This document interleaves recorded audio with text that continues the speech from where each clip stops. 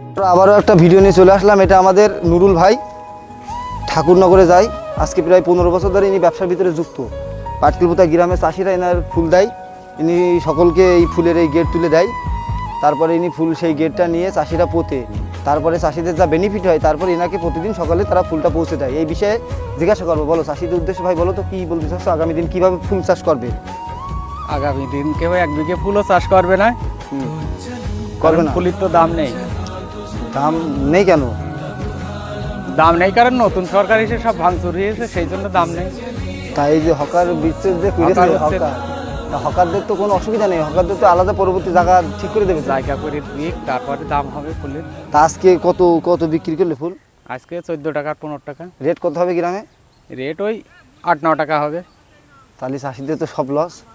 তাহলে চাষিরা কিভাবে চাষ করবে? ওই একটা চাষির ভিডিওটা একটু ঘোরাও, ওই চাষিটাকে একটু দেখাও, ও ফুল নিয়ে যাও ও ঠাকুরনগরে। তাই এই যে ফুলের ভুঁইতে আবার দেখো, এই দেখো ফুলের ভুঁইতে আবার চাষিরা আবার একাঙ্গি পুঁতেছে। ক্যামেরা একটু দেখাতে বলবো। এর কিন্তু খুব দাম, বলো এর একাঙ্গি। এই যে একাঙ্গি দেখো, এই যে একাঙ্গি, এর খুবই দামি মাছের খাদ্য এগুলো করেছে ফুলের ভিতরে। তো এই ভাই এই ফুলের বাগান, এই ভাই নিজেই ফুল চাষ করে, নিজেই ফুল চাষ করে উনি। তারপরে ওনার স্টিক ফিস্টিক ভাঙছে সব দেখতে পাচ্ছ। তাই এই যে ফুলের ভিতরে আবার এরকম কেন স্টিক? এই স্টিকগুলো হওয়ার কারণ কি? এই স্টিকগুলো হওয়ার কারণ কি? ওই স্টিকি রোগ লেগেছে। রোগ লাগায়?